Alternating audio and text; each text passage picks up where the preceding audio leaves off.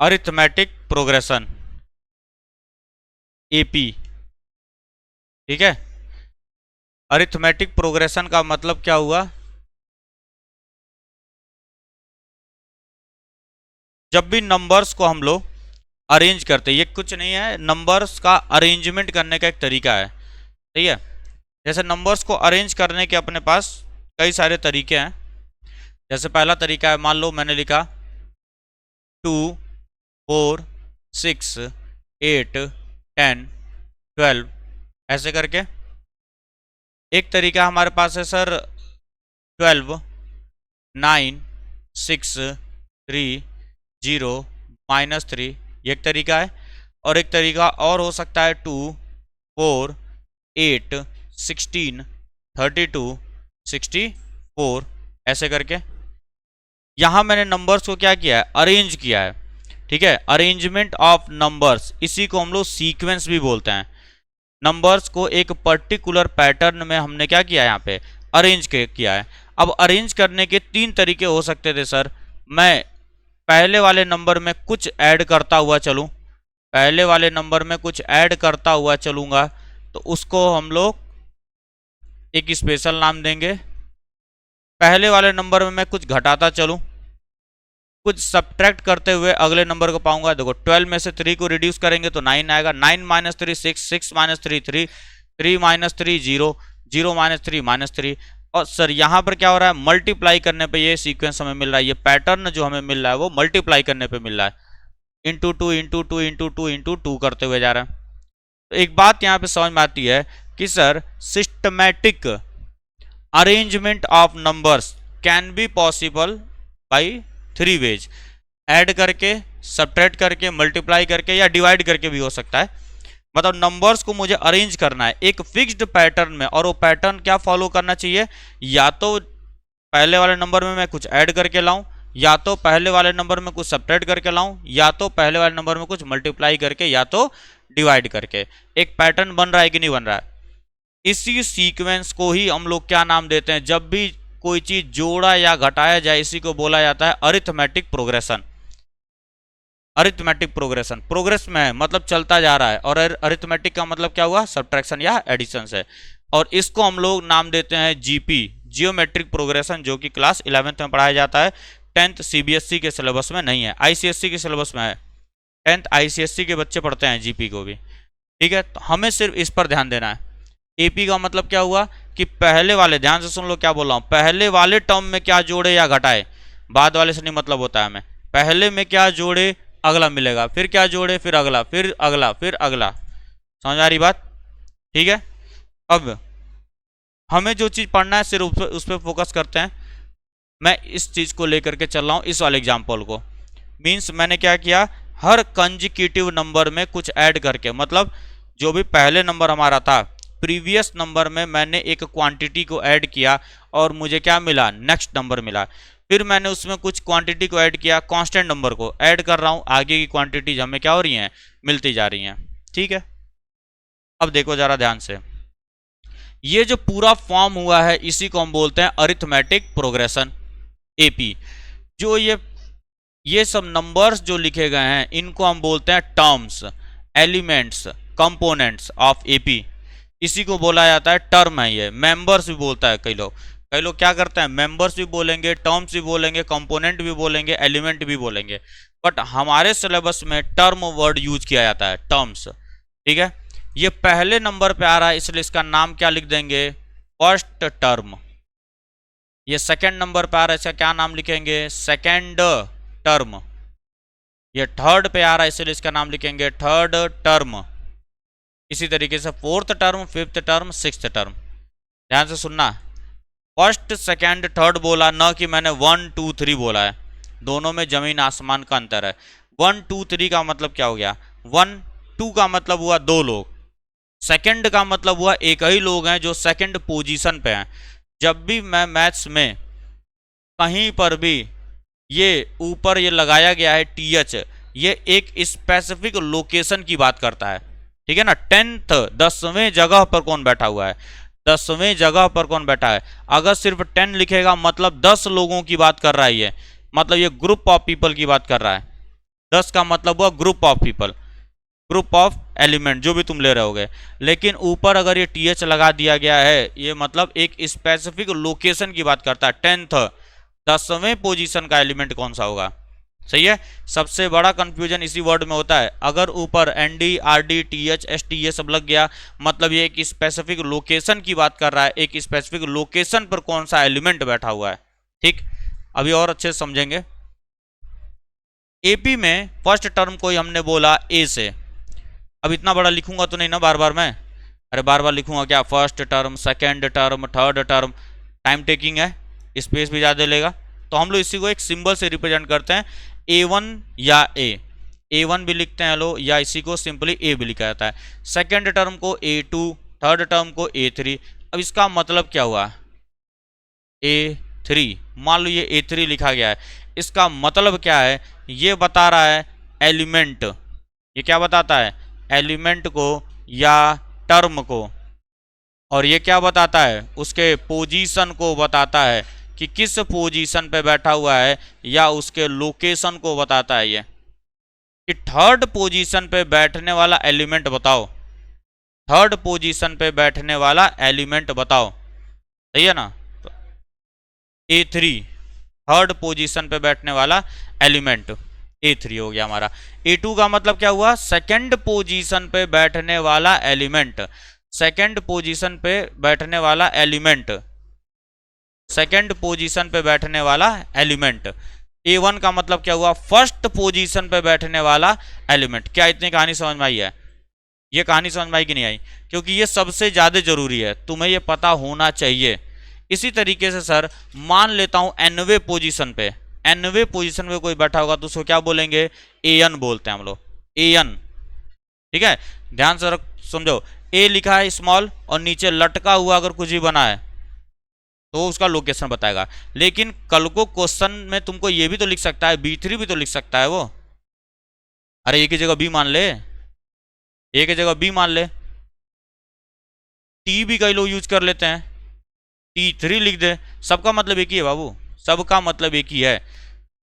ए और टी ज्यादातर यूज किया जाता है, ए तुम्हारे बुक में यूज किया गया है, लेकिन जब एग्जाम में क्वेश्चन देने जाओगे तो हो सकता है TN लिख करके दे दे वो, T1 T2 T3 भी लिख करके दे सकता है। तो वो सिर्फ एक नॉमेनक्लेचर है, सिर्फ एक नॉमेनक्लेचर है। तुमने ए बोला, किसी ने टी बोला होगा, एलिमेंट्स को T1 T2 T3 बोला होगा। बस इतना याद रखो, किसी भी नंबर के लटका हुआ अगर नंबर मिल गया, समझ जाना वो लोकेशन को बता रहा है, एट स्पेसिफिक लोकेशन की वो बात कर रहा है। ठीक है, ऊपर चढ़ेगा तो पावर की बात करता है। ठीक है, तुम ही लोग में से कई लोग लिखते हो इसी को, कई लोग लिखते हैं ऐसे, मतलब दोनों में अंतर नहीं है। कई लोग लिखे हैं, कॉपी अपने फेयर कॉपी उठा के देख लेना, कई लोग लिखे हुए इस तरीके से, कोई अंतर नहीं है, नीचे लटका ऊपर चढ़ा कोई मतलब नहीं है। तुमको सिर पे उठा के ले चलूं और तुमको लतियाऊं, दोनों में अंतर ही नहीं है। यही बात हुई ना, कि तुम्हें सिर पे कोई उठा के ले चला है और तुम्हें कोई पैर से मार रहा है, दोनों में अंतर ही नहीं है। सिर पे उठाया मतलब तुम्हारा सम्मान कर रहा है, पैर से मारा मतलब गुस्सा दिखा रहा है, अपमान हो रहा है, वहां पे दोनों में अंतर है ना। तुम अपनी कॉपी उठा के देख रहे ना, मैक्सिमम लोग की फेयर कॉपी मैंने देखा है इस चीज को, नीचे की जगह ऊपर बना देते हैं सब, कुछ समझ में नहीं आता, कहीं वो बना रहे हैं सब। और कई लोग ऐसे भी लिखते हैं, कई होशियार बच्चा लोग बगल में लिख देते हैं। ये सारे नॉमेनक्लेचर गलत है, नंबर काटा जाता है बोर्ड में, ऐसे नहीं लिखा जाएगा, ऐसे नहीं लिखा जाएगा, नीचे लटका हुआ ये बनेगा। यहां तक हमें कहानी समझ में आई है, डाउट होगा भी ले लेंगे। आगे पढ़ो, देख तो क्या है सर, ये 2 2 2 2 2 सब में ऐड हो रहा है कि नहीं हो रहा है, और ये अंतर है कि नहीं है दोनों नंबर्स के बीच का। देखो 2 और 4 का अंतर है, 2 4 और 6 का अंतर है, डिफरेंस 6D का डिफरेंस, और क्या ये डिफरेंस कॉमन है सर, क्या ये डिफरेंस कॉमन है कि नहीं, सब में आ रहा है, इसीलिए इसका नाम रखा गया कॉमन डिफरेंस, इसीलिए इसका नाम क्या रखा गया था, कॉमन डिफरेंस। इसी 2 को हम लोग, जो ये +2 है, इसी को हम लोग बोल देते हैं कॉमन डिफरेंस, जिसको हम लोग स्मॉल d के सिंबल से रिप्रेजेंट करते हैं। अब मैं डायरेक्ट चल रहा हूं nth वाले टर्म के फॉर्मूले पे, डिराइव नहीं करूंगा, कैसे आया था डिराइव करके तुमको पहले बताया जा चुका है। हाँ, डेरिवेशन नहीं पूछता एग्जाम में, अरे रिवीजन कराऊंगा तो बताऊंगा भाई, उसका टेंशन नहीं है, रिवीजन जब कराया जाएगा कंप्लीट तो उसमें बताया जाएगा। अभी कल तुम्हारा युद्ध है और आज मैनुअल नहीं पढ़ाऊंगा, कल युद्ध है ना, कल युद्ध है तो आज ऐसा थोड़ी हथियार का मैनुअल पढ़ाऊंगा बाबू, देखो ये दिस इज कॉल्ड लॉक, इस लॉक को ऐसे घुमाएंगे। अबे मैं चलाना सिखाऊंगा ना, जल्दी से चलाना सीखो, कल युद्ध है, बाद में आना तो फिर मैनुअल पढ़ाया जाएगा, गोली चलने आनी चाहिए, कल चलाना हम लोग को सीधा। तो फॉर्मूले पे पहले, ठीक है, एन। अब देखो तुमको ये बात पता है, जैसे इसी में, इसी सीक्वेंस में मैंने तुमसे बोला कि बताओ 10वां टर्म कौन सा होगा, मैंने इस सीक्वेंस में बोला 10वां टर्म बताओ, तो तुम क्या बैठ करके ये 1 2 3 4 5 छठा तक पता की हो, फिर 7वां लिखोगे, 8वां लिखोगे, 9वां लिखोगे, 10वां तक लिख लोगे। मैंने बोला 100वां टर्म बताओ, 100th टर्म, तो क्या 100 तक लिखोगे तुम बैठ करके? टाइम कंज्यूमिंग है कि नहीं? लिखना बाबू, लिखना लिखना, 100 तक लिखोगे तो क्या होगा, टाइम कंज्यूमिंग है, और पेपर 3 घंटे का ही होता है, 300 घंटे का पेपर होता नहीं हमारा, टाइम कंज्यूमिंग है। इसीलिए एक फॉर्मूला बनाया गया, एक फॉर्मूला बनाया गया कि जिससे मैं क्या हो, उस पर्टिकुलर लोकेशन पे तुरंत पहुंच जाऊं। ये हो गया nth टर्म। जिस भी टर्म के बारे में बोले, जिस भी लोकेशन की वो बात करे, टर्म पूछे तुमसे, मान लो तुमसे पूछा 10वां टर्म, तो कैसे निकाला जाएगा, देखो यहाँ पे a plus n minus 1 into D, ये होता है फॉर्मूला। कैसे आता है बताया जा चुका है, आगे भविष्य में फिर बताया भी जाएगा, लेकिन आज नहीं। देखो मैंने तुमसे कहा 10वां टर्म बताओ, ऐसे लिखा है, या तो ऐसे लिख सकता है या तो ऐसे लिख सकता है, 10th टर्म, दोनों में से कोई एक लिख कर आएगा एग्जाम में तुम्हारे, A10 लिखेगा या तो 10th, पूरा अंग्रेजी लिख करके दे देगा। अब इसका मतलब क्या हुआ, 10वें पोजीशन में बैठा हुआ एलिमेंट पता करना है कि नहीं, ठीक है। मैं इस फॉर्मूले से देख रहा हूं, A का मतलब 2 है कि नहीं है, 2 प्लस n का मतलब ये होता है कि नहीं, देखो यहाँ पे n है तो ये n है, n है, n है, तो 10 लिख दूंगा, 10 माइनस 1, और d का मतलब क्या है सर, 2 है कि नहीं है, 2 है, 2 है, सही है, 2 है ना, तो कितना हो जाने वाला है, 2 प्लस 9 इंटू 2 18 और 2 20 होगा। मैं लिख के भी दिखा देता हूं, ये 6th था, 7th क्या हो जाएगा 14, ये 7th हो गया, 8th हो गया, 9th हो गया, और ये 10th हो गया कि नहीं, 10th आ रहा है कि नहीं, 20, 12 14 16 18 20, और मैंने फॉर्मूले से 20 निकाला, आंसर वही आया, आंसर सेम आ रहा है। दैट मीन्स ये फॉर्मूला हमें क्या बताएगा, डायरेक्टली हम उस वैल्यू पर पहुंच सकते हैं। इस फॉर्मूले की हेल्प से मैं डायरेक्टली किसी भी एलिमेंट पे पहुंच सकता हूं। जैसे मैंने तुमसे बोला 50वां टर्म, अब 50 तक लिखोगे नहीं तुम, टाइम वेस्ट होगा बहुत ज्यादा, यहां पे डायरेक्ट वैल्यू पुट करूंगा, A50, बात समझ में आती है क्या? इसका मतलब ये हुआ कि सर ये nth टर्म का फॉर्मूला है टू फाइंड, ये फॉर्मूला कब यूज होगा, to find the term at a specific position. किसी एक स्पेसिफिक पोजीशन पर जब मुझे किसी टर्म को पूछेगा 10वें बताओ, 100वें पे बताओ, ठीक है, 18वां टर्म बताओ, तब मैं किसका यूज करूंगा, इस फॉर्मूले का यूज करूंगा। अब इस पर बेस्ड क्वेश्चन कैसे पूछा जाता है, ठीक है, एक तो सिंपल क्वेश्चन पूछेगा, एक तो सिंपल ऐसे लिख के दे देगा, बोलेगा find the 12th term, find the 19th term, find the 18th term, ऐसे करके बोलेगा, एक तो सिंपल, ठीक है। एक इसमें वर्ड प्रॉब्लम बना सकता है कि second term of AP is 34 more than 9th term, ऐसे करके क्वेश्चन बनाया सकता है, एनसीईआरटी में है, लाओ दिखाओ कोई क्वेश्चन करा दिया जाए। और इसमें एक और आता है चेक करने के लिए, पहले उसको समझ लो, चेक करने के लिए एक आता है चेक वेदर, जैसे मान लो इसी सीक्वेंस को मैं लेकर चल रहा हूं, क्वेश्चन में पूछा जाएगा check whether 200 is an element या टर्म ऑफ गिवन एपी, ठीक है। मान लो क्वेश्चन में बोल दे तुमको ये लिख करके, क्वेश्चन तुम्हारे एनसीईआरटी में दिया गया है, फर्स्ट एक्सरसाइज में कुछ नहीं है, सेकंड में एग्जांपल नंबर 6 देखो, पेज नंबर 103 पर, check whether 301 is a term of list of number 5 11 17 23, check whether, ऐसा क्वेश्चन आ जाए, ऐसा बोर्ड पूछता है, बोर्ड में से क्वेश्चन पूछे जाते हैं। अब यहाँ पे ध्यान से सुनो, बात को सुन लो सब लोग, जब भी किसी क्वेश्चन में किसी एलिमेंट के लोकेशन की बात कर रहा है, अरे भाई एक बात बताओ, तुम्हारी क्लास में 50 बच्चे हैं, फॉर एग्जाम्पल तुम्हारी क्लास में 50 बच्चे हैं, क्या हर बच्चे का एक रोल नंबर होगा कि नहीं होगा, हर एक बच्चे का रोल नंबर होगा। मुझे अगर नाम नहीं पता है तो मैं रोल नंबर वाइज बोलूंगा कि नहीं, हाँ भाई सेकंड रोल नंबर कौन है, थर्ड रोल नंबर कौन है। तुम्हारी क्लास में सपोज एक बच्चा बाहर से आके बैठा हुआ है, कैसे मैं पता करूंगा ये बाहरी बच्चा है? रजिस्टर में नाम देखूंगा मैं, अगर उसका रोल नंबर नहीं है तो इसका मतलब वो बच्चा क्लास का नहीं है। हो सकता है ना। अगर किसी भी एलिमेंट का रोल नंबर नहीं है, इधर देखो लो भाई, इधर देख भाई, समझा रहा हूं मैं, अपनी बात कर रहा हूं।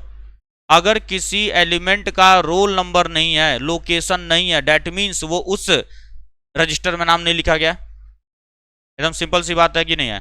अगर तुम्हारी क्लास में वो बच्चा है तो उसका नाम रजिस्टर में जरूर मेंशन होगा, एक रोल नंबर उसको दिया गया होगा, सही है ना। तो मैं क्या करूंगा, इसके रोल नंबर को चेक करूंगा, डेट मीन्स इसके टर्म को मैं चेक करने वाला हूं कि इसका टर्म कहां पर है, इसका टर्म है कि नहीं है। इसका टर्म है कि नहीं है, मैं रोल नंबर चेक करूंगा, ठीक है। मैं इसके रोल नंबर को क्या करने वाला हूं, चेक करूंगा कि ये एलिमेंट लाई कर रहा है कि नहीं लाई कर रहा है। मैं इसके क्या करूंगा, टर्म को निकालूंगा।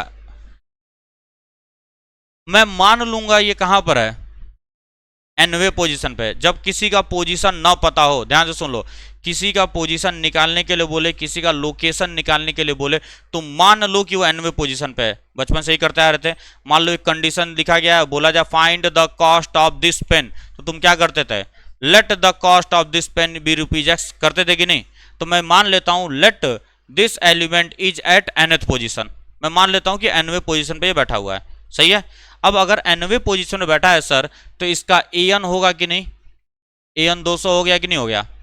अगर ये एनवे पोजीशन में बैठा है तो एन कितना हो गया, 200, है ना। अरे भाई let nth term of AP be 200, मैं मान लेता हूं इस nth टर्म ऑफ एपी का मैथ क्या बनेगा, एन बनेगा। इज का मतलब इज एम आर बी वेल सेल सबका मतलब इक्वल टू होता है 200। एन का फॉर्मूला क्या होता है, a plus n minus 1 into d is equal to 200। बाबू देखो एक चीज याद रखना है, पहले तुमको क्या लिखना है, ए बी सी डी जो भी लिखना होगा, ए एन है, ए टू है, ए थ्री है, ए फोर है, सबसे पहले वो लिख लेना क्वेश्चन में। जैसे मान लो लिखा है थर्ड टर्म इज 20, तो क्या हो जाएगा a three equals 20, third term is 20, उसका मैथ क्या बनेगा, ए थ्री इक्वल्स 20। अब उसके बाद अगला स्टेप क्या होता है, डायरेक्ट तुम फॉर्मूला पुट करो वहां पे, अपने आप तुमको आंसर दिखाई देना शुरू हो जाएगा। जो भी इंग्लिश दिया गया है उसका मैथ बदलना स्टार्ट करो, जो भी इंग्लिश दिया गया उसका मैथ बदलो, और देन फॉर्मूला तुम उस पर पुट करना स्टार्ट करो, खुद ब खुद दिखाई दे जाएगा आंसर क्या आने वाला है तुमको, सही ना। वैल्यू सब्स्टिट्यूट क्या करो सबसे पहले। अब यहां पर मैं इसी के लिए चेक कर रहा था, तो ए की वैल्यू क्या है, 2 है, प्लस एन मुझे नहीं पता सर, मैं वही तो निकाल रहा हूं। हाँ हाँ एपी देगा यहाँ पे, जैसे यही एपी 2। अरे भाई जब एपी नहीं देगा तो कहाँ से निकालोगे, भागोगे नहीं ना वहाँ बैठ करके, चावल और ले जाओगे वहाँ देखोगे गिन करके कि कहाँ, अच्छा 200, हाँ आएगा आएगा। अरे बिना ये एपी के तुम बताओ कैसे एलिमेंट आएगा कि नहीं आएगा। अरे भाई जब ये क्वेश्चन लिखा हूं तो मैं चिल्ला चिल्ला कर, तो तुम्हारा ध्यान ही नहीं है यहाँ पे। जब ये लिखा हूं तो मैं बोला हूं कि इसमें हम लोग देख रहे हैं 200 आएगा कि नहीं आएगा। एन मुझे नहीं पता है सर, एन मुझे निकालना है, एन मुझे नहीं पता है। अरे एन ही तो निकालना है ना, रोल नंबर, एन का मतलब रोल नंबर, बस इतना याद रखो, रोल नंबर। और ये कौन है, बालक है, जिस बालक के बारे में हम लोग जानकारी चाहते हैं, ये बालक का नाम लिखा गया, और एन का मतलब है रोल नंबर मुझे चाहिए, -1। और कॉमन डिफरेंस कितना था सर, 2 था, इज इक्वल टू 200। इसको जाकर के देखो, ये 2 2 कटेगा, एन की वैल्यू आ जाएगी 101, आएगा ना। देखो 2 से 2 कटेगा, और इधर कितना हो जाएगा, 2 से 2 कटा, ये 100 हो गया, 1 plus n minus 1 is equal to 100। तो ये 1 से 1 कट गया, एन की वैल्यू 100 आ जाएगी। मतलब सर रोल नंबर मिल गया हमको, 100th पोजीशन पे है, ये कहां पर है, 100th पोजीशन पे है, ठीक है। एन हमको मिल गया कि सर ये जो 200 की आप बात कर रहे थे ये 100th पोजीशन में बैठा हुआ है, मतलब रोल नंबर मिल गया कि नहीं। सपोज करो जब तुम इसको सॉल्व करते तो एन की वैल्यू, सपोज करो, यहां लिख दे रहा हूं सपोज, फिर चिल्लाओगे तुम लोग, एन तो 100 आ गया, तो फिर क्या एन को ऐसा लिख रहा है, लिख दे रहा हूं मैं। Suppose n is equal to आया होता 100.5 सपोज करो ये आता, या कुछ 10/2 करके आ जाता, 10/2 नहीं 10/3 करके आ जाता सपोज करो, क्योंकि इक्वेशन ही सॉल्व कर रहे हैं हम लोग, इक्वेशन सॉल्व कर रहे हैं तो n की कुछ भी वैल्यू आ सकती है, कोई रियल नंबर आएगा, रैशनल भी हो सकता है, ठीक है ना, रैशनल हो सकता है, डेसिमल हो सकता है, होल नंबर हो सकता है, इंटीजर हो सकता है, कुछ भी आ सकता है कि नहीं। किसी भी इक्वेशन को सॉल्व करोगे तो यहाँ कुछ भी आ सकता है कि नहीं आ सकता है। कौन सा वन कहाँ सा है? अरे यार 2 काट नहीं दिया हूँ चारों तरफ, जब 2 से काटूंगा तो 1 आएगा, यहाँ से 2 गायब हो गया, यहाँ पे 100 हो गया। कैलकुलेशन खुद से किया करो, मैं तो हमेशा कुछ ना कुछ शॉर्टकट तो लूंगा ही बीच में। यहाँ देखो पहले इस चीज को समझो, अगर n की वैल्यू डेसिमल में या फ्रैक्शन में आ जाती तो क्या कोई बच्चा होता तुम्हारी क्लास में? क्या तुम्हारी क्लास में किसी बच्चे का रोल नंबर 2.5 है, 3.5 है, 3.25, 3.25? किसी का रोल नंबर है क्या?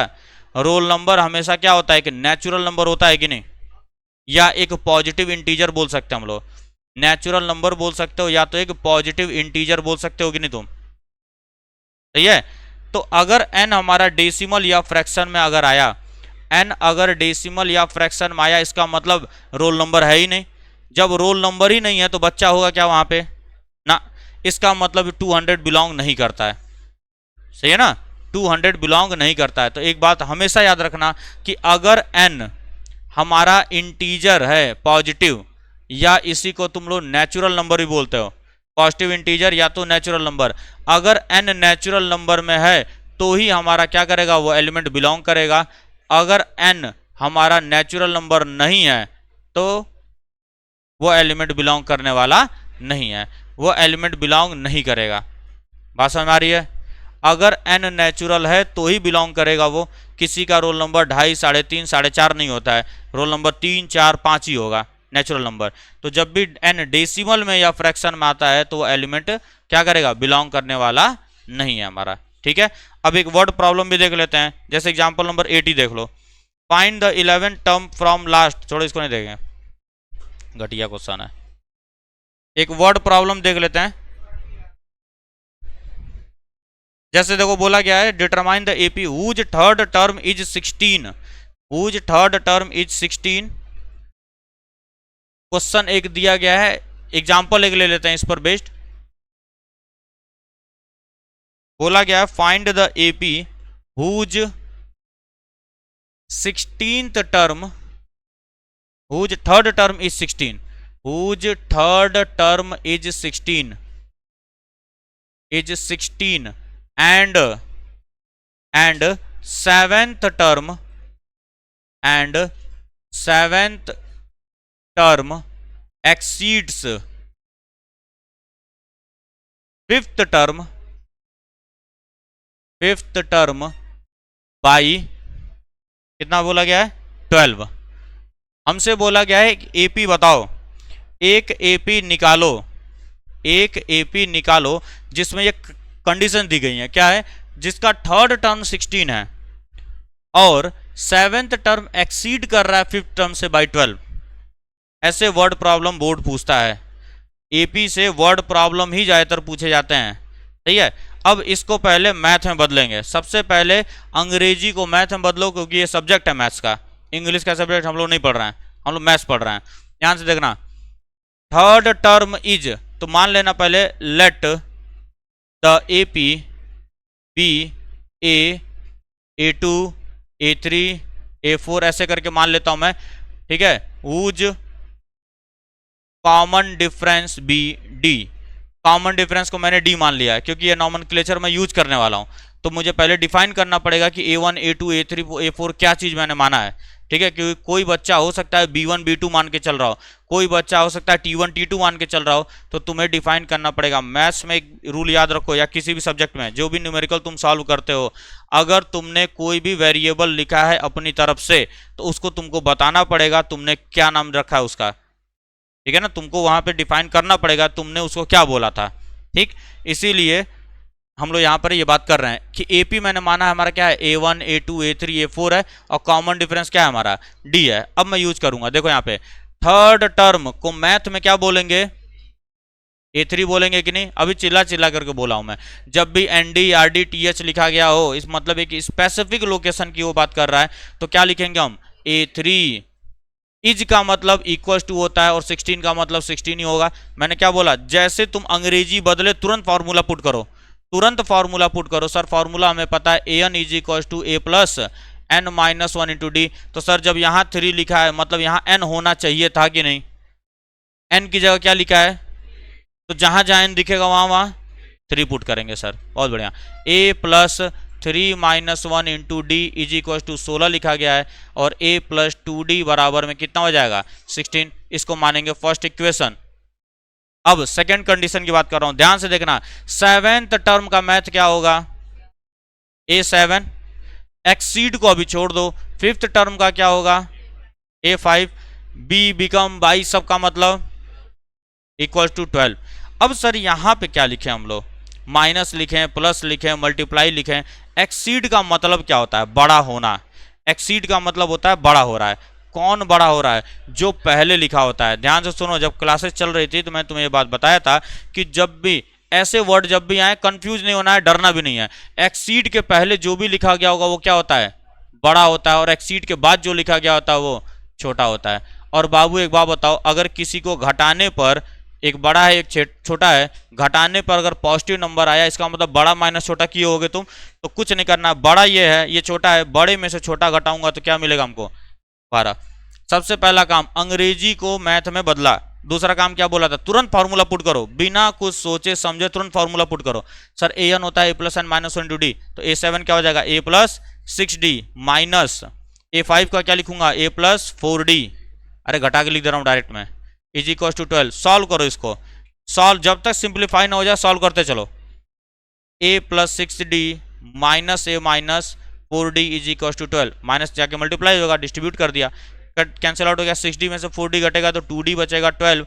D की वैल्यू कितनी आ जाएगी? 6। इसकी वैल्यू उठाकर यहाँ चिपका देना, A की वैल्यू निकल करके आ जाएगी कितना? 6 दूनी 12, 4। 16 में से 12 जाएगा 4। A पता चल गया, D पता चल गया। तुमसे क्वेश्चन में क्या बोला गया था? Form an AP। क्वेश्चन में क्या बोला था? फॉर्म एन AP, न कि A और D पूछा गया है। आंसर भी खत्म नहीं हुआ है, तो AP क्या हो जाएगा? Hence required AP, hence required AP is first term. 6 जोड़ते चलो, 6 जोड़ते चलो, 6 जोड़ते चलना भैया। AP हमारा बन करके तैयार हो चुका है, AP हमारा निकल गया। यही दो टाइप के क्वेश्चन आते हैं। पहला एक आएगा चेक करने के लिए, और दूसरा क्या आता है तुम्हारा? ऐसे वर्ड प्रॉब्लम्स लिख कर देगा, जिसमें सबसे ज्यादा कंफ्यूजन इसी वर्ड में होता है, एक्सीड लिख करके जब दे देगा। तो एक्सीड का रूल सिंपल याद रखो, जो आगे लिखा गया वो बड़ा होगा, बड़ा माइनस छोटा करेंगे इज इक्वल टू जो भी वैल्यू दी गई होगी। ठीक है? और इस अंग्रेजी को मैथ में बदलने आना चाहिए तुमको। अगर वो नहीं सीखे तो कुछ नहीं कर पाओगे। सबसे पहला काम क्या करेंगे? मैथ में बदला और तुरंत फॉर्मूला लगाएंगे। तुरंत फॉर्मूला, कंडीशन को बाकी छोड़ दो, अभी पहले फॉर्मूला लगाओ, फिर अगले कंडीशन पे चलेंगे हम लोग। ठीक है? अब देख लेते हैं सम ऑफ फर्स्ट एन टर्म्स। अभी तक हम लोग का क्या था? अभी तक हम लोगों ने सिर्फ क्या देखा कि कौन सा टर्म कहां पर बैठा हुआ है, मीन्स अभी हम लोग लोकेशन की बात कर रहे थे। अब मैं जोड़ने लगूं, ए बाबू तुम लोग को आ जाएगी, रहने दो। लोकेशन की अब मैं बात करूं, मतलब मैं अब समेशन करना चाहता हूं। मैं चाहता हूं शुरू के 10 लोगों को जोड़ दो, शुरू के 15 लोगों को जोड़ दो। लेकिन एक बात याद रखना, जो फॉर्मूला लिखने जा रहा हूं यह हमेशा फर्स्ट एन टर्म्स को जोड़ता है, बीच में किसी को भी नहीं जोड़ेगा ये। ठीक है? क्या होता है? Sum of first n terms in an AP। ऐसे लिखता हूं SN। S का मतलब सम, N का मतलब फर्स्ट एन टर्म, कहां तक तुम जा रहे हो। ठीक है? इसका फॉर्मूला होता है N/2 2A plus N minus 1 into D। Nomenclature सबको पता है, A किसको बोलते हैं, D किसको बोलते हैं, N किसको बोलते हैं। इसी को एक तरीके से और भी मैं लिख सकता हूं, क्या? N/2 A प्लस, एक A को मैं बाहर निकालूंगा तो यहां बचेगा कितना? एक A को जब बाहर निकालूंगा तो बचेगा A plus N minus 1 into D बचेगा कि नहीं? और A plus N minus 1 into D अभी अभी हम लोग पढ़ के आए, जिसको हम लोग क्या बोलते थे? nth टर्म बोलते थे कि नहीं? इसी को एक तरीके से और लिखा जाता है, इसी को एक तरीके से लिखा जाता है N/2 first term plus last term plus last term, first plus last, ये भी बोला जाता है, फर्स्ट प्लस लास्ट बोला जाता है। ठीक है, डेरिवेशन नहीं पूछता है यार, डेरिवेशन नहीं पूछता है मैथ में, बोर्ड में डेरिवेशन बिल्कुल भी नहीं पूछा जाएगा, और जो चीज़ बोर्ड में पूछता है वही हर सब लोग पूछते हैं।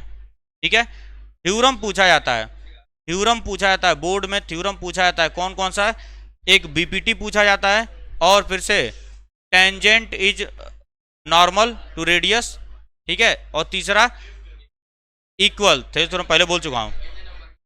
हाँ, 2-3 नंबर में पूछता है, थेल्स थ्योरम आएगा तो 5 नंबर में पूछेगा तुमसे। बीपीटी अरे हर साल पूछता है, इसी साल बोर्ड में पूछा गया था, इसी साल पूछा गया था बोर्ड में।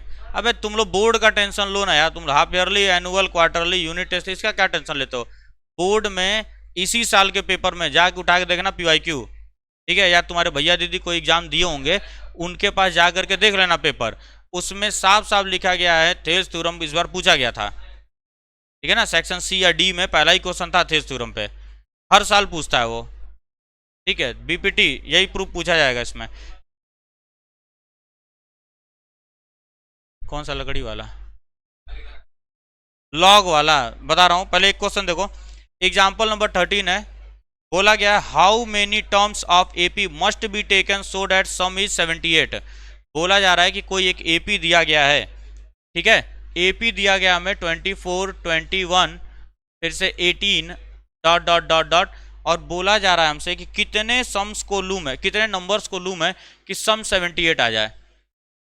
बात को समझना, कितने लोगों को लूम है, इसमें से कितने लोगों को लेकर के ऐड किया जाए, कितने एलिमेंट्स को ऐड करूं मैं कि 78 आ जाए, ये क्वेश्चन पूछा गया है। तुम्हें पता है क्या, तुम्हें पता है, let the cost of this pen be ₹X, यही मानते थे, वैसे मान लेंगे, let n terms be taken so that their sum is 78।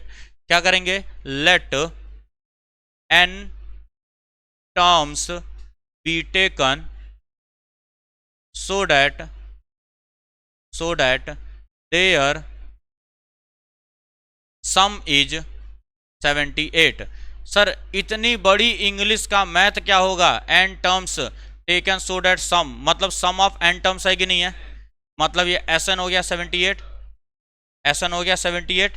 ठीक है, अब इस क्वेश्चन में हियर a की वैल्यू कितनी है, 24 है, पहला टर्म, कॉमन डिफरेंस कितना है, याद रखना सेकंड माइनस फर्स्ट करते हैं हम लोग, 21 माइनस 24 मीन्स माइनस का 3, सही है, वैल्यूज को पुट करो, Sn का फॉर्मूला हमने देखा है यहाँ पे, Sn is equal to, since Sn is equal to n/2 2a plus n-1 into d, हमने देखा है। Sn की वैल्यू को मैं पुट करूंगा 78, n की वैल्यू नहीं पता है मुझे, वही तो निकालना ही है हमें, n/2 2a का मतलब 24 प्लस n नहीं पता है मुझे, d पता है सर मुझे माइनस का 3। जब इसको सॉल्व करोगे तो n की 2 वैल्यू जाएंगे, इसको सॉल्व करना, n की 2 वैल्यू जाएंगे, एक पॉजिटिव होगा और एक हो सकता है निगेटिव हो। ठीक है, n निगेटिव हो सकता है क्या, अरे नंबर ऑफ टर्न, तुम्हारी क्लास में बैठा बच्चा किसी का रोल नंबर -1 -2 होता है क्या ना, n क्या है, रोल नंबर ही तो है, n एक रोल नंबर है, नंबर है वो। ठीक है, कौन सा क्वेश्चन पूछो, लॉग वाला ना, बोर्ड में पूछा गया था क्वेश्चन, ये केस स्टडी बना करके, लॉग 200 लॉग्स का एक क्वेश्चन दिया गया है। अरे भाई सब बता रुकना पहले, 200 logs are stacked in the following manner, ये बोर्ड में क्वेश्चन पूछा गया था, वहां पे 160 लॉग्स लिखा था, 160 लॉग्स दिया गया था जिसको अरेंज किया गया। लॉग का मतलब होता है लकड़ी का टुकड़ा, जैसे मान लो ये लकड़ी है, ऐसे करके बड़े बड़े चंदन की लकड़ी, वो तस्करी देखे हो ना पुष्पा में, पुष्पा में वही है। तो कैसे सजाते हैं लकड़ी वगैरह को, कैसे रखा जाता है, बेस पहले बड़ा बनाते हैं हम लोग काफी चौड़ा, उसके ऊपर एक एक कम करके लकड़ियां रखते हैं, और कुछ ट्रायंगुलर शेप का बनता है कि नहीं, कुछ ट्रायंगुलर शेप का, ताकि गिरे मत वो, ऐसे बनाया जाता है, ऐसे रखा जाता है कि नहीं। वही सेम चीज बोला गया, फिगर भी बना के दिया गया तुमको, फिगर भी बना के दिया गया है कि सर सबसे बॉटम रो जो है, सबसे पहला रो है, उसमें 20 लकड़ी रखी गई है, उसके ऊपर 19, उसके ऊपर 18, 17, 16, 15 ऐसे करके रखा गया है। बात समझ आ रही है क्या, सबसे नीचे 20, फिर 19, 18 ऐसे करके, क्योंकि बेस बाबू चाहिए हमको चौड़ा रहना चाहिए वहां पे, तभी लकड़ी रखा जाएगा। अरे ईंट जैसा नहीं है कि एक के ऊपर एक सजा दोगे, सिलेंडर का शेप का होता है ना, तो क्या होगा, गिर जाएगा। इसीलिए हम लोग क्या करते हैं, नीचे ज्यादा रखते हैं, फिर कम कम कम करते हुए ट्रायंगुलर शेप का कुछ हमारा स्ट्रक्चर बनता है वहां पे। तो सबसे बॉटम में रखा गया है कितना, 20। सबसे बॉटम में रखा गया है 20, फिर रखा गया 19, फिर 18, ऐसे करके रखा गया है। सबसे बॉटम रो में रखा गया है 20, इसके ऊपर रखा गया है 19, फिर रखा गया है 18, ऐसे करके ऊपर रखा जा रहा है। टोटल लकड़ी हमारे पास कितनी थी, टोटल लॉग कितने थे, 200 है। सर एक बात बताएं खुद सोच करके, क्या ये पॉसिबल है कि पहले रो में सिर्फ एक ही लकड़ी रखी गई हो, क्या ये पॉसिबल है? अबे उससे पहले लकड़ी खत्म हो गई तो कहां से ले आओगे फिर? मान लो 20, 19, 18, 17, 16, 15, 14, 13, 12, 11, 10 गए, लकड़ी खत्म हो गया। तो टॉप रो में 10 हो सकता है कि नहीं, या हो सकता है 9 रखे तब लकड़ी खत्म हो गया, या हो सकता है 8 में लकड़ी खत्म हो गई हो। मीन्स नंबर ऑफ, सुन लो बात को सुनो, number of availability of log decide करेगा कि नहीं कितना ऊपर तक जाएगा रो।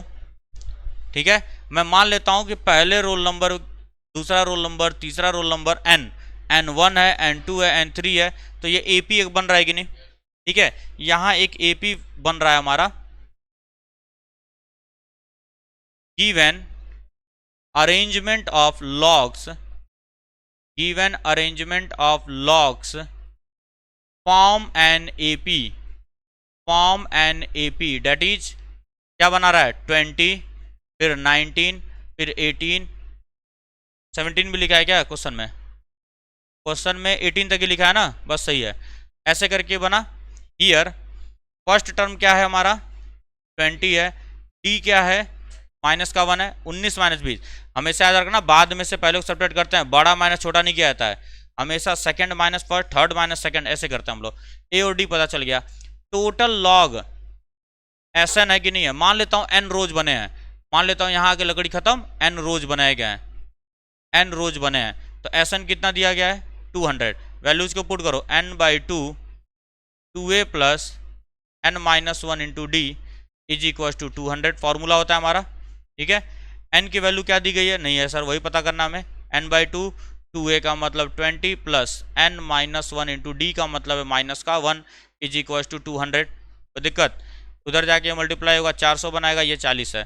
ठीक है, जब इसको सॉल्व करोगे तो N की 2 वैल्यू जाती थी, क्या क्या आ रहा था, हाँ 16 और माइनस में दोनों प्लस आएगा, तो दोनों प्लस आएगा, एक 5 आ रहा था, एक 16 आ रहा होगा, तो दोनों। अच्छा मतलब आंसर रट के बैठे हो तुम लोग पूरा प्रॉपर। अरे यार इसको सॉल्व करूं क्या मैं, N 40 minus N plus N is equal to 400। ठीक है, 40 हो गया, minus N plus N multiply कर लो, क्या हो जाएगा, ये 41 हो जाएगा, minus N square, minus N square plus 41N is equal to 400। इधर लेकर के आओ या उधर लेकर के जाओ, जैसा मन करे। N square minus 41N plus 400 is equal to 0। ठीक है, तो इसका फैक्टर क्या क्या होगा, 16 और 25 होगा, तो N square minus 16N minus 25N plus 400 is equal to 0। तो यहाँ से दो वैल्यू जाएंगी, N की एक वैल्यू आएगी 16 और एक आएगा 25। दोनों ही पॉजिटिव है कि नहीं है, दोनों ही पॉसिबल है कि नहीं है? अरे 16 भी पॉसिबिलिटी है, किसी का रोल नंबर 16 भी हो सकता है, 25 भी हो सकता है, दोनों पॉसिबिलिटी है कि नहीं है? लेकिन हमारा आंसर तो एक ही होगा कोई ना कोई, सारे दोनों तो आंसर हो नहीं सकता। अब मुझे चेक करना पड़ेगा, क्या चेक करना पड़ेगा कि 16वें रो में कितनी लकड़ियां रखी गई हैं। अब मुझे यहाँ चेक करना पड़ेगा, उसके पहले तुम N को 16 या 25 में से कोई चूज नहीं कर पाओगे, पहले हमें चेक करना पड़ेगा। तो सबसे पहले for N is equal to 16 number of लकड़ी देखो कितना हो रहा है, नंबर ऑफ लॉग्स कितने हो रहे हैं, मतलब उसमें कितने लॉग रखे गए हैं। AN निकालूंगा मैं, AN क्या होगा, A plus N-1 into D. ठीक है, फॉर्मूले को ऊपर लिखो, AN is equal to A plus N-1 into D, for n is equal to 16, A 16 कितना हो जाएगा, ए की वैल्यू कितनी है 20 प्लस 15 इंटू -1 कितना हो जाएगा 5 हो जाएगा। और for n is equal to 25, 25 के लिए चेक करो, A 25 will be equal to 20 plus 25 -1 is equal to -5 होगा कि नहीं होगा। क्या बाबू टॉप रो में, मतलब ये क्या बोल रहा है कि 16 रो हो सकता है, ये बोल रहा है 25 रो हो सकता है, क्या टॉप रो में -5 लकड़ियां रखी जा सकती हैं क्या, -5 लकड़ी रख पाओ कहीं पे, नहीं सर, मतलब ये वैलिड नहीं है, मतलब n 25 नहीं होगा, n की वैल्यू क्या हो जाएगा, therefore n is equal to 16 हमारा करेक्ट आंसर है। क्या होगा,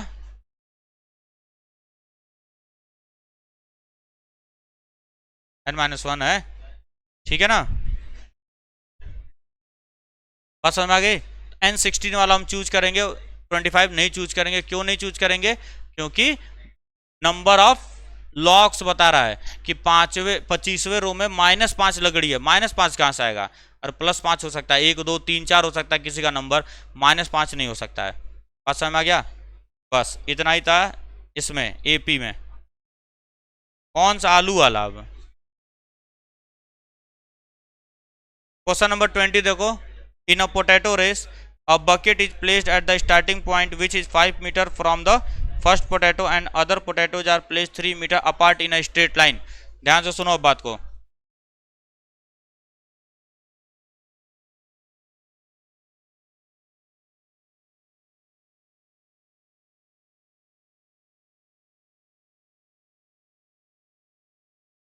बस एक पोटैटो रेस हो रहा है, जैसे तुम्हारे स्कूल में मान लो रेस वगैरह हो रहा हो, ठीक है, रिले रेस टाइप का। तो यहाँ पे तुम खड़े हो, यहीं पे बकेट रखा गया है, और हर पहला आलू जो रखा गया पोटैटो 5 मीटर पे रखा गया है, उसके बाद हर पोटैटो के बीच में 3-3 मीटर का क्या है डिस्टेंस रखा गया, मेंटेन किया गया उस डिस्टेंस को।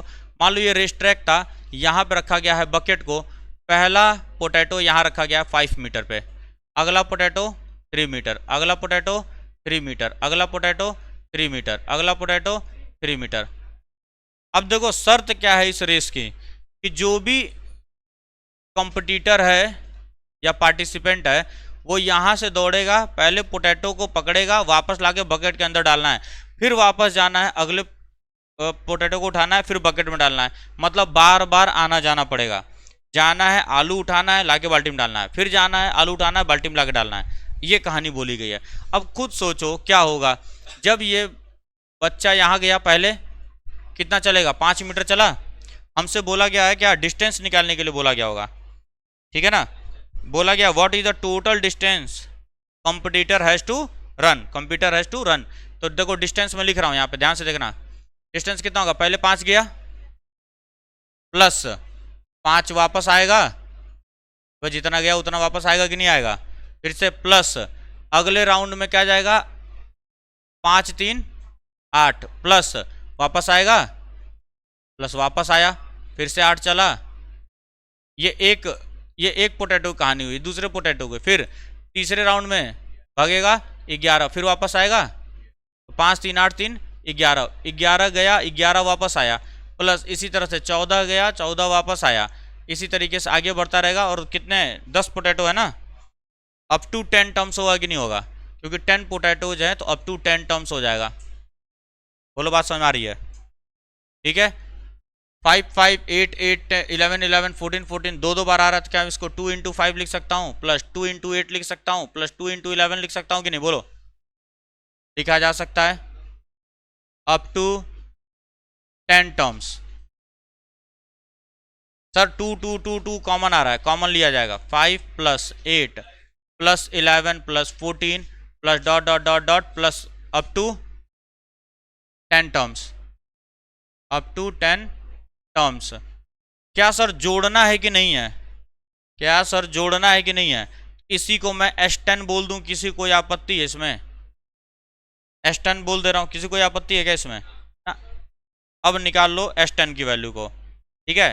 नाउ हमें पता है Sn कितना होता है, n/2 2a plus n minus 1 into D, here a की वैल्यू कितनी हो जाएगी, अरे ये है ना अपना 5, d की वैल्यू 3 एन कितना है, 10 तक जाना है। सारी वैल्यूज को उठा के चिपका दो यहाँ पे, सारी वैल्यूज को उठा करके यहाँ पे चिपकाएंगे सर।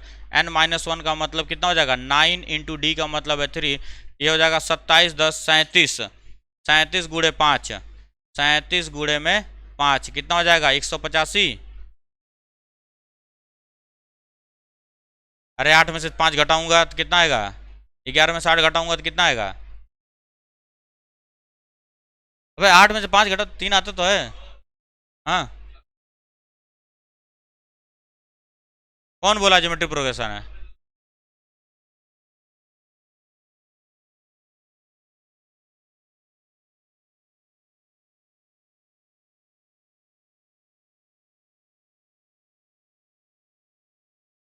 आ गया ना दो, ये S10 की वैल्यू निकाल रहा था मैं सिर्फ यहाँ पे। अब अलग कहाँ ज्योमेट्रिक प्रोग्रेशन है, 5 का स्क्वायर डबल करूंगा 10, 10 का करूंगा तो 20, 20 का करूंगा 40, 5 3 8 3 11 3 14, ये 2 2 2 सब में यार, तो उसको कॉमन लेकर बाहर नहीं निकाल दिया मैंने। छोड़ो बे तुम लोग, बैले रह जाओगे धरती के। 5 दूनी 10, 8 दूनी 16, 11 दूनी 22। अब इसमें बताना अभी 6 का हो रहा है कि नहीं, कहाँ पे 10 दूनी 20 होता है ना, या 10 में किसका गुणा करूंगा 16 आएगा, 10 में किसका गुणा करेंगे 1.6 का। तुम्हारे हिसाब से कॉमन रेशियो 1.6 है, चलो ठीक है मैं मान ले रहा हूँ कि 1.6 का गुणा किए थे। अब 16 में 1.6 का गुणा करोगे तो 22 आएगा क्या, कहाँ से जीपी है ये, जीपी है कहाँ से ये। अरे 2 का मल्टीप्लाई करने का मतलब है 2 सब में आता ना, डबल डिस्टेंस ट्रेवल कर रहा है, इसीलिए मैंने 2 का मल्टीप्लाई करके लिख दिया। तुमको नहीं समझ में आ रहा है, तुमको बहुत जटिल लग रहा है तो कुछ मत करो, 10 16 22 28 ऐसे करके लो, 10 16 22 28, ये भी तो एपी में ही है, 6 का डिफरेंस है, तो तुम छोड़ दो, तुम वैसे ही कर लो, हटाओ जान दो, बच्चा वाला टाइप का कर लो, तो खुद ही मत लगाना, बस हो गया।